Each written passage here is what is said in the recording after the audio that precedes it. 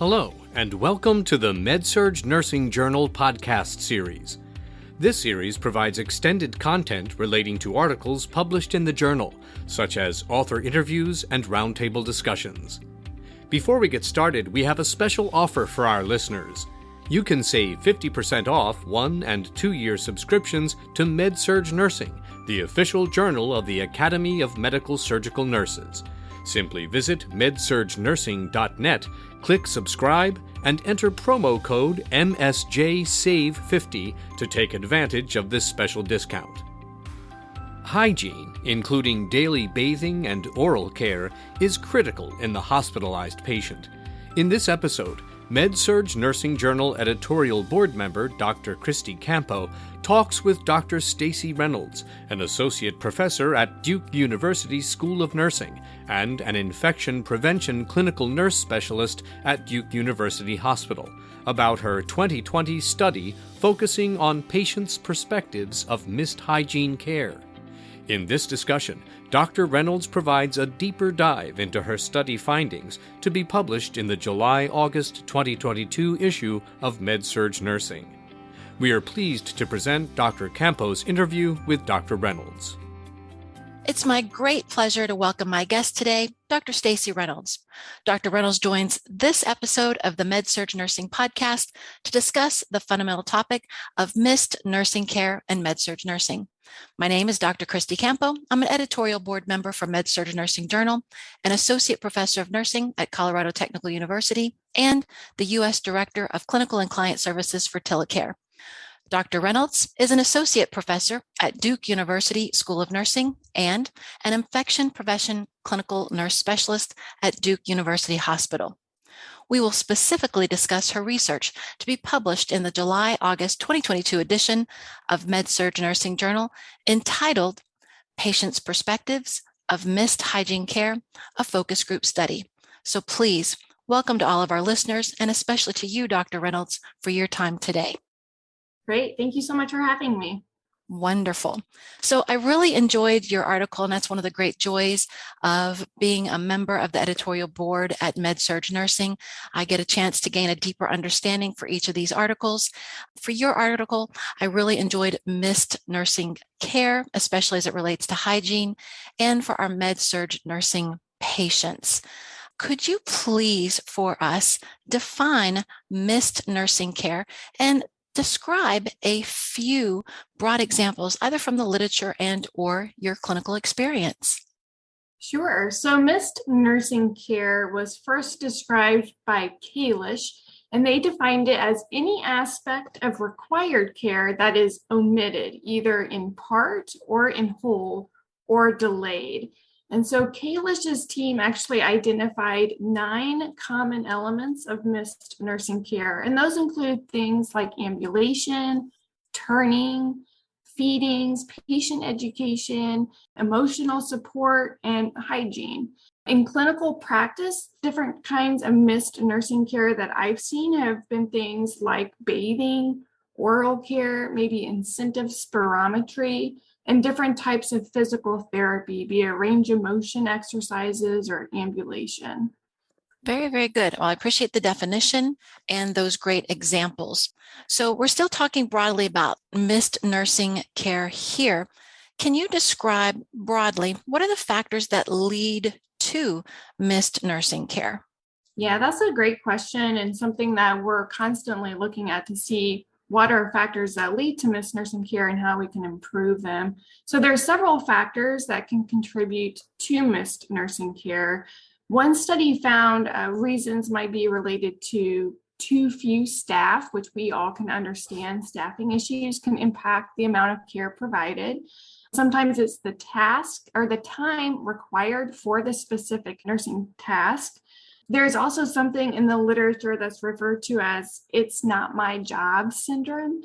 So for some of these tasks, maybe the nurse thinks, well, this is the nursing assistant's role, not mine, or vice versa. Other factors that may lead to missed nursing care may be ineffective delegation, or that missing that particular care task actually becomes a habit and a part of the clinician's practice. I also think that often nurses prioritize some of these tasks a little bit lower on their to-do list. So they're not really big, significant tasks necessarily. They're kind of the mundane day-to-day things, and sometimes they get prioritized a little bit lower. Wow, that is a phenomenal list. We could spend an entire episode on just those factors, don't you think? Yeah. I just think briefly, whether it's staffing, tasking, delegation, or even the habits we develop, a lot of this goes back to us as clinical educators and how we shape the beliefs and practices about our students. Don't you agree? I definitely agree. Well, thank you. Thank you for helping us understand those factors that lead to missed nursing care. So we spoke broadly about missed nursing care. So we have a bit of a foundation and some context for your article. But at this point, we know that missed nursing care is probably a patient safety issue, and there are probably many people who have a perspective about that. And you've highlighted some of these serious factors that lead to missed nursing care.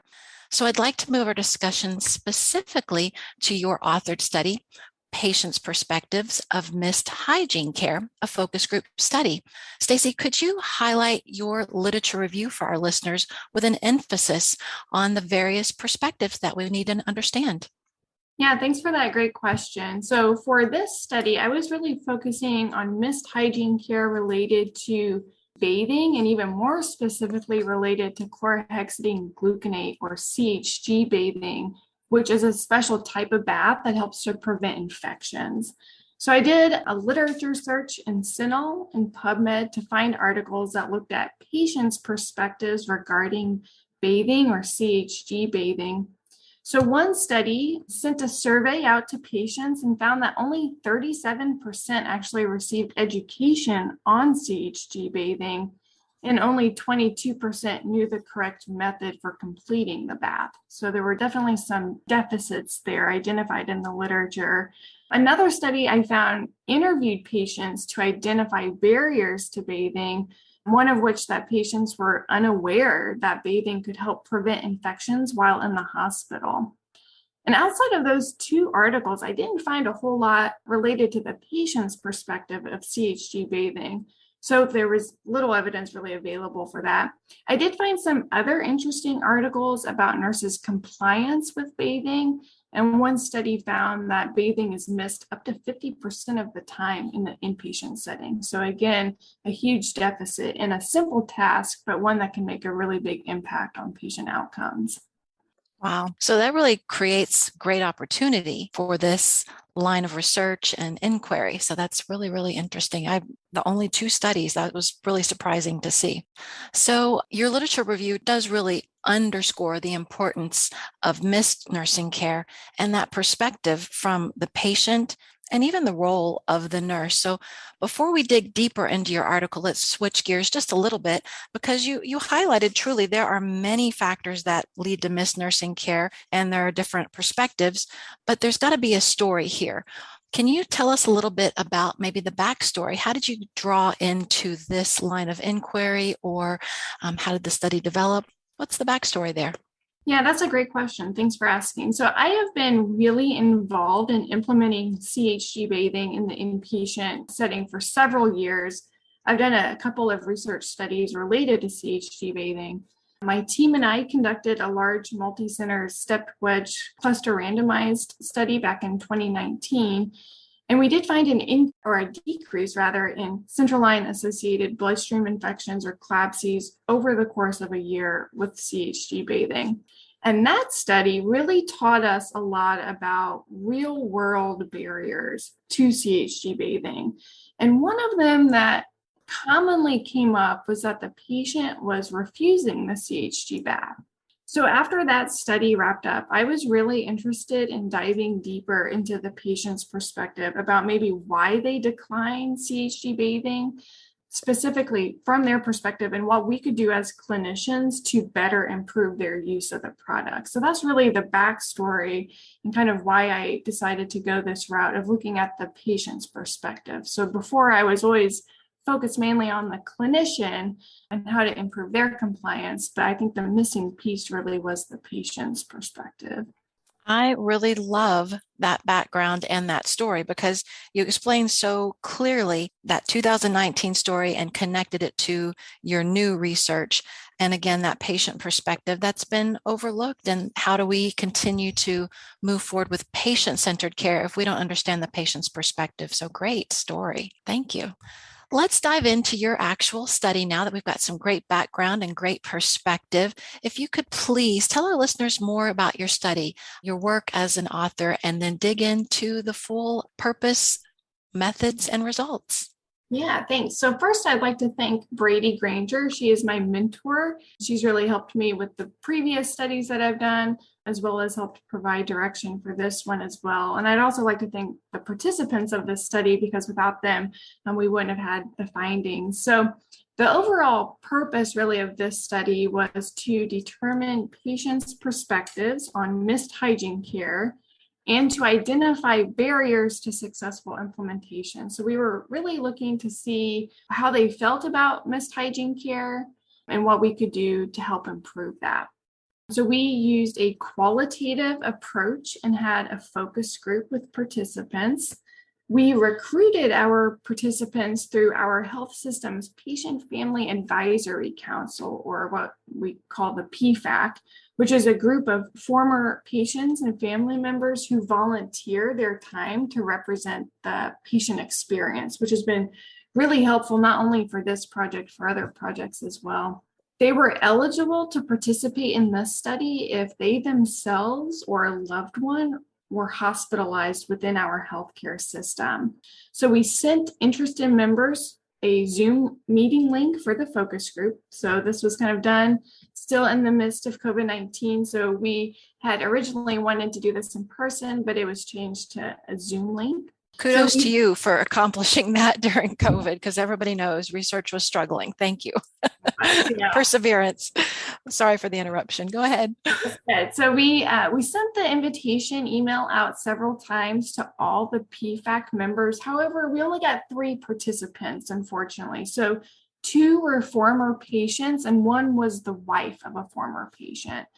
So that is a bit of a limitation in that we only have 3 participants, but I still think that we were able to find really helpful information from this.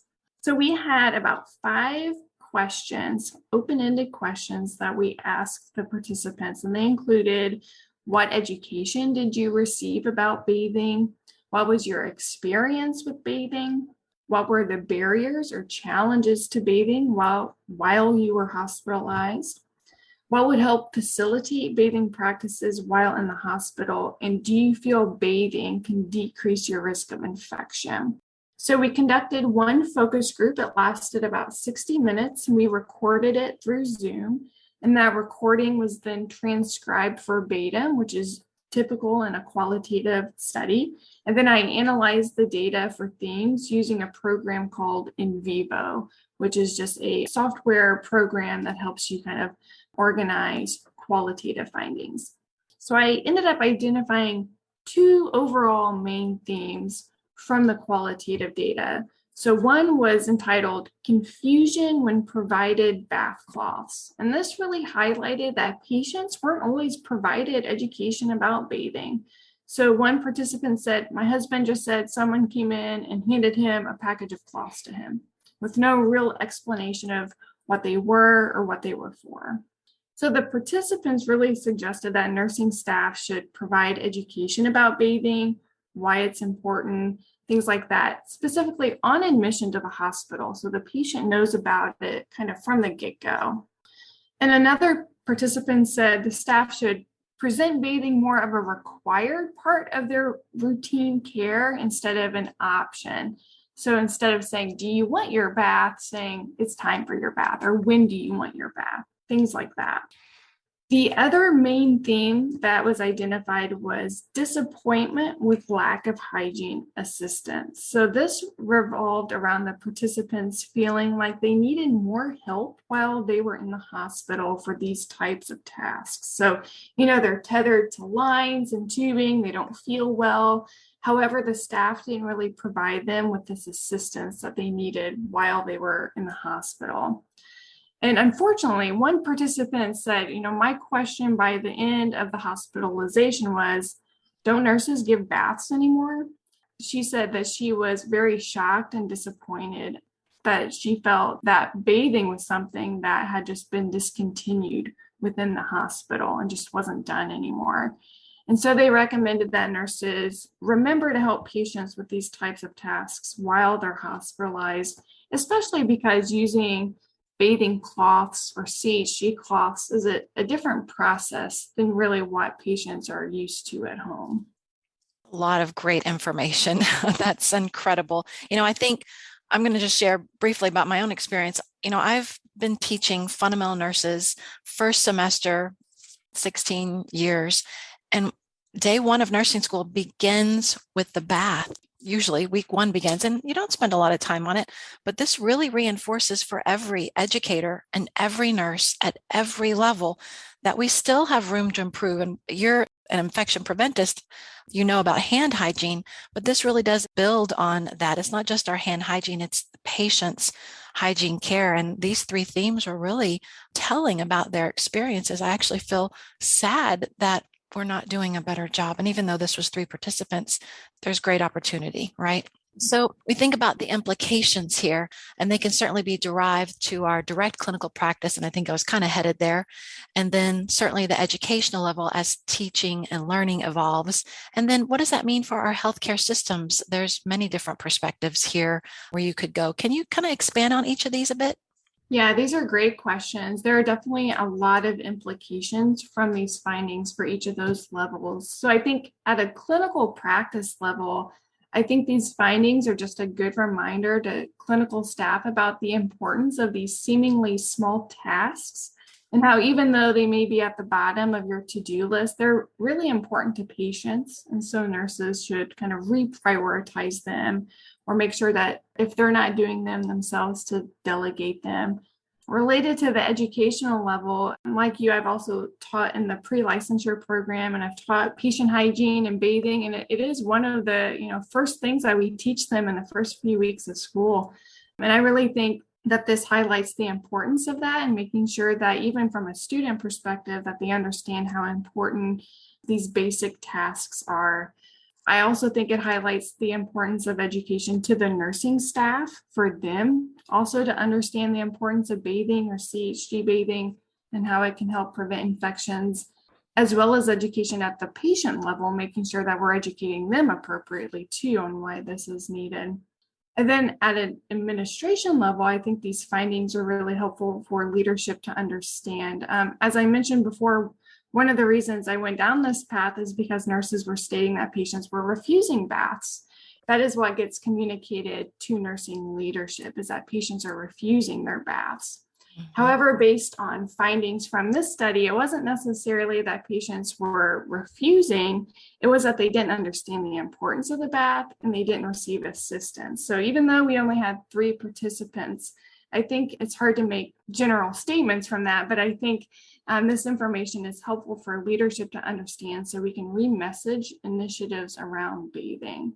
Very, very good. So much information. Even though it's small, a small study can really shed so much light on an everyday practice that we have. And you did mention delegation. We all learn to delegate, and it's really common to delegate bathing and hygiene to our clinical team. But again, as the registered nurse, we have responsibility for closing that loop and also part of the education, right?